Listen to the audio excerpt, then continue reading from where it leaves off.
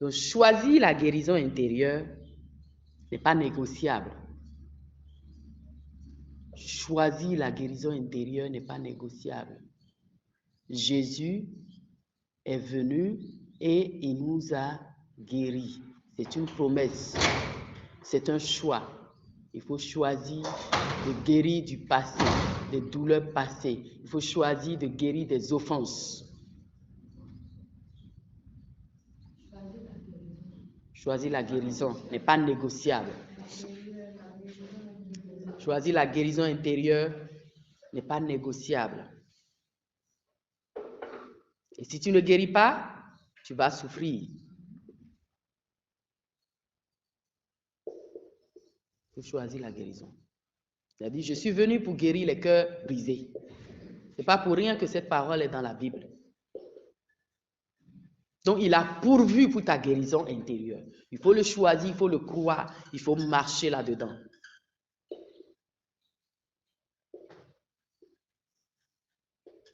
Et tu verras qu'il n'y a pas cette blessure que Jésus ne peut pas guérir.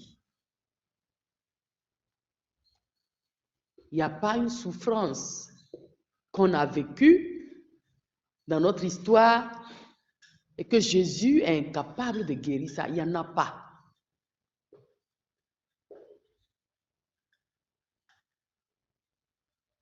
Il y a des gens qui vivent les mêmes histoires, les mêmes souffrances, mais il y en a un qui est guéri et il y a l'autre qui refuse de guérir. On peut refuser la guérison.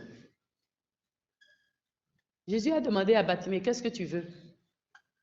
Mais il voyait qu'il était aveugle. Donc la guérison se choisit. Bartimée a choisi la guérison. La guérison des blessures intérieures aussi se choisit. Lorsque nous choisissons, le Seigneur va nous aider. Mais quand il y a une plaie qui est guérie, là, il y a des cicatrices, non? Vous allez porter toujours, nous allons porter toujours les séquelles et les cicatrices de ces blessures. Beaucoup de personnes qui ont rêvé Jésus physiquement disent toujours qu'ils voient les trous là dans ses mains et ses pieds. Pourquoi il a laissé ça là?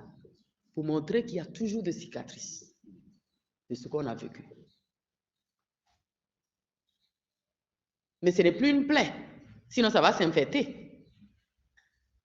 N'est-ce pas? C'est le souvenir. Qui n'est plus douloureux. Parce que lorsque vous avez une plaie et que c'est cicatrisé, vous vous rappelez toujours de l'histoire. Si c'est un accident, si c'est quelque chose qui s'est passé, vous avez cette plaie-là, vous vous rappelez. Mais puisque la plaie est guérie, c'est soigné, vous ne ressentez plus la douleur. On dit que on ne va plus se rappeler des histoires. Ça, ce n'est pas vrai. Dieu a créé notre mindset. C'est comme un ordinateur, ça enregistre. Mais lorsque nous vivons le miraculé de la guérison intérieure avec le Seigneur, nous avons notre cicatrice, mais nous n'avons plus la douleur. Jésus prend la douleur. Il soigne la douleur. Comme toute autre plaie qui est soignée et le cicatrice est là. Mais la douleur n'est plus. Tu peux raconter l'histoire de ton accident et montrer même les cicatrices, comme les paumes de Jésus qui a toujours les cicatrices, mais il n'y a plus de plaie. Sinon, il serait infecté. C'est guéri, mais les cicatrices sont là. Il peut en témoigner avec beaucoup de joie, avec beaucoup de reconnaissance. Tu peux présenter ta plaie d'accident et puis partager la souffrance que tu avais vécue, mais sans douleur. C'est ça la guérison intérieure. Sans douleur. Mais l'histoire te reste à raconter avec joie en ce moment. Et puis tu vois l'amour de Dieu qui fait que tu n'es pas mort dans ça. Tu es sorti victorieux.